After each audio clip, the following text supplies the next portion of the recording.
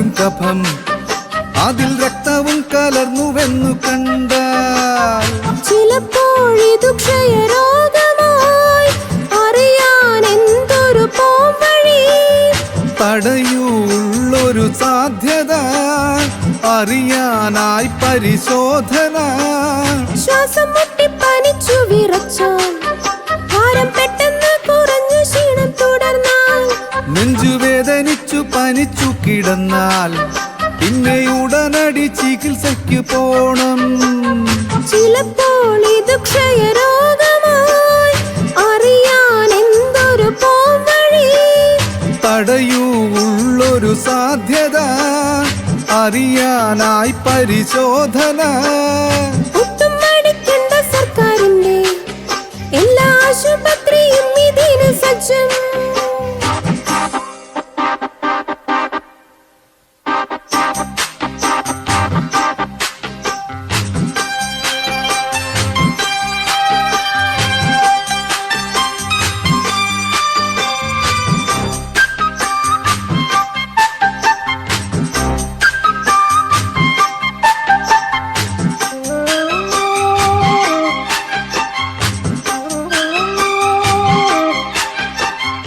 അറുപത് കഴിഞ്ഞവരാണോ നിങ്ങൾ? വൃക്കരോഗം, മദ്യപാനം, പുകവലി, ശ്വാസകോശ കരൾ രോഗം, പ്രമേഹവും വീട്ടിൽ TB ഉള്ളോരാരെങ്കിലും കഴിഞ്ഞുവോ?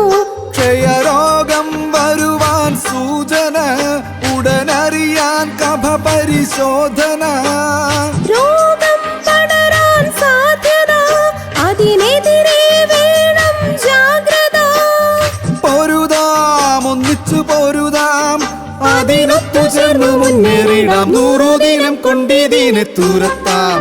വന്നു ക്യാമ്പുകളിൽ പങ്കെടുത്തു മടങ്ങാം. രോഗമില്ലെന്നുറപ്പിച്ചുറങ്ങാം. ക്ഷയരോഗമുക്തമായിടട്ടെ